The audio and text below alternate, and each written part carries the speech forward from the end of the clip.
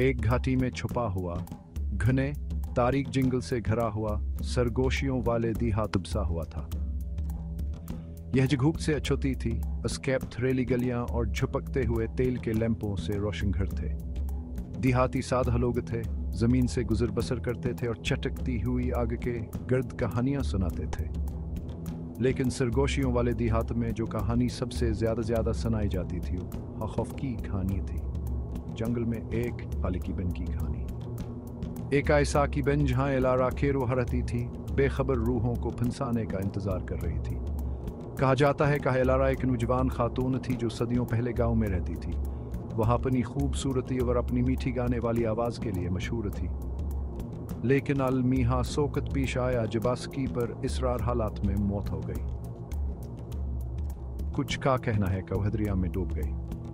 दूसरे सरगोशी करते हैं कहा से ये खसूद आशिक ने कत्ल कर दिया था। सच जो भी हो, एलारा के रूह को भी सुकून नहीं मिल सका। देहातियों ने मुसाफिरों और बच्चों को खबरदार किया कि खासतौर पर रात के वक्त जंगल से दौड़ रहे। लेकिन कुछ अंतबाहात को नज़रअंदाज करना ही मकसूद होता है। कुछ अंतबाहात एक अलार्म की तरह होते हैं जो आन बहादुरों को अपनी तरफ खींचते हैं, या इतने बेवकूफ कि किस्मत को लिलकारते हैं। क्लारा सरगोशियों वाले देहात के दूसरे बच्चों से मुख्तलिफ थी। जहां वह एलारा का नाम सुनकर खौफजदा हो जाते थे, वहीं क्लारा की आंखें तजस्सुस से चमकाती थीं। वो कहानियों से नहीं डरती थी, वो मुतस्सिस थी। खज़ां क्या एक शाम जैसे हैसूर जाफक के नीचे डूबा आसमान को नारंगी और जामनी रंग में रंग रहा था, क्लारा ने जंगल की तरफ एक मानूस खिंचाव महसूस किया।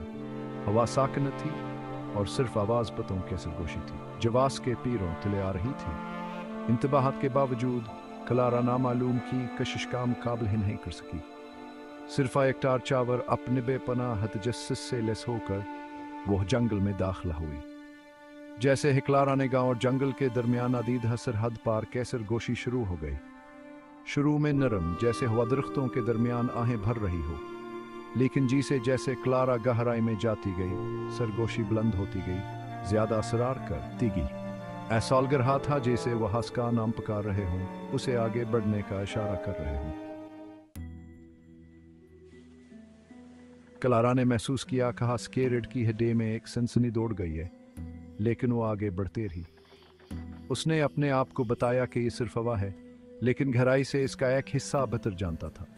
जंगल गहरा होता गया, दरख्त पकड़ने वाले पंजों की तरह बंद होते गए।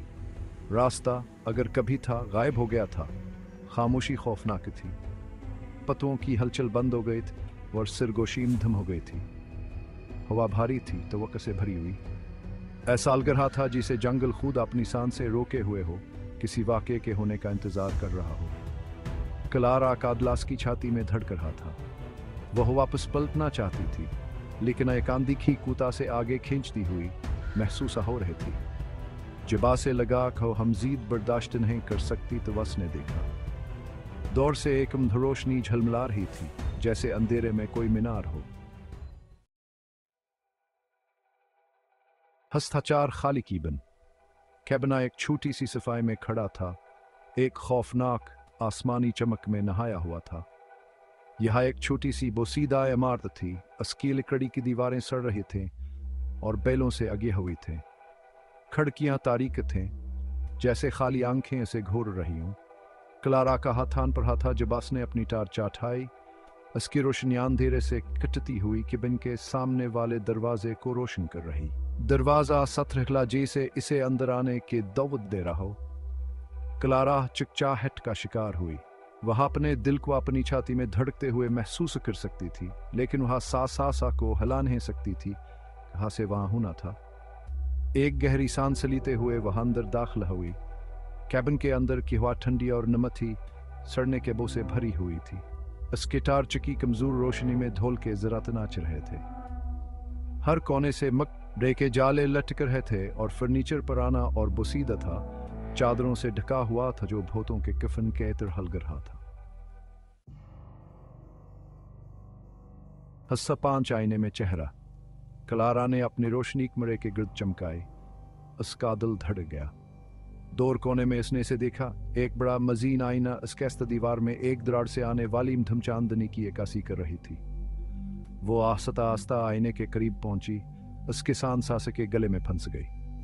जैसे हयास ने इसकी गहराइयों में झांका, उसने अपना एक्स खुद को घूरते हुए देखा, लेकिन छम मुख्तलिफ था। एक्स में सिर्फ वही ने थी। उसके पीछे खड़िया एक भूत जैसे शख्सियत नमोदार होने लगी। यह लंबे बहते हुए बालों वाली एक नौजवान औरत की शख्सियत थी, और आंखें ऐसी थे जो एक गैर फितरी रोशनी से चमक रहे थे। शख्सियत के होंठा एक आदास मुस्कुराहट में मड़ गए, और कलारा ने एक सिरगोशी सुनी जो उसके कानों के सामने सांसकीत रहनुमा थी। कलारा, इसने सिरगोशी की। तुम आए। कलारा हाँपने लगिया और घूमने लगी। लेकिन वहां कोई नहीं था। वह अकेली थी, या वह थी। हच याद रखने के लिए एक रात खौफ कलारा में समा गया। वह पीछे हट गई, इस गिटार चास की गिरफ्त से फिसल गई और कीबन को अंधेरे में डबो दिया। वह मड़ियावर भागी, इसका दलास के कानों में गूंज रहा था। इसने पीछे मुड़कर देखने की हिम्मत की। वो तब तक नहीं रखी जब तक वो हिंगल से बाहर निकलकर गांव की हिफाजत में न आ गए। सांस लेने के लिए हाँपते हुए वह अपने घर की तरफ चल दी। रात के वाकयात उसके जहन में गूंज रहे थे। कलारा खाली कीबन में अपनी मुलाकात को कभी नहीं भूली। बरसों बाद भी आईने में लारा के भूत चेहरे की याद उसके रेत की हड्डी में सनसनी जोड़ा देती थी। इस तजर्बे ने स्केर और हपरा एक अनंत निशान छोड़ दिया। सरगोशियों वाले देहात के साय में छुपे राजों किया एक खौफनाक याद दहानी। और अगर चाहस ने दोबारा कभी जंगल में जाने की हिम्मत नहीं की, लेकिन वहां सासास को कभी नहीं हिला सकी खाए। अराब भी बाहर देख रही है, इंतजार कर रही है।